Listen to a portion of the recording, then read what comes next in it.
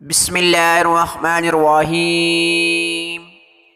حضرت ابراہیم علیہ السلام کی آزمائش کا واقعہ۔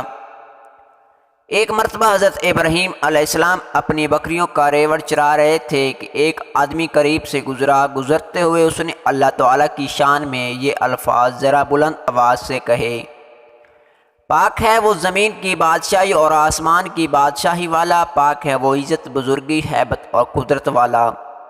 حضرت ابراہیم علیہ السلام نے جب اپنے محبوب حقیقی کی تعریف اتنے پیارے الفاظ میں سنی تو دل مچل اٹھا۔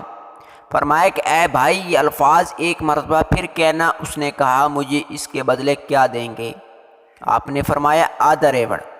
اس نے یہ الفاظ دوبارہ کہہ دیے۔ آپ کو اتنا مزہ آیا کہ بے قرار ہو کر فرمایا: اے بھائی، یہ الفاظ ایک مرتبہ پھر کہہ دیجئے۔ اس نے کہا: اب مجھے اس کے بدلے کیا دیں گے؟ فرمایا: بقیہ آدھا ریوڑ۔ اس نے یہ الفاظ پھر کہہ دیے۔ آپ کو اتنا سرور ملا کہ بے ساختہ کہا: اے بھائی، یہ الفاظ ایک مرتبہ اور کہہ دیے۔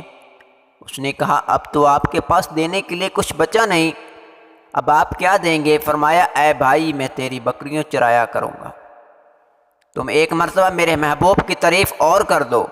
اس نے کہا: حضرت ابراہیم خلیل اللہ، آپ کو مبارک ہو، میں تو فرشتہ ہوں، مجھے اللہ تعالیٰ نے بھیجا ہے کہ جاؤ اور میرا نام لو اور دیکھو کہ وہ میرے نام کی کیا دام لگاتا ہے۔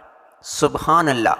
دعا ہے اللہ تعالیٰ ہم سب کو 5 وقت کا نمازی بنائے، صراط المستقیم کے راستے پر چلنے کی توفیق عطا فرمائے، آمین یا رب العالمین۔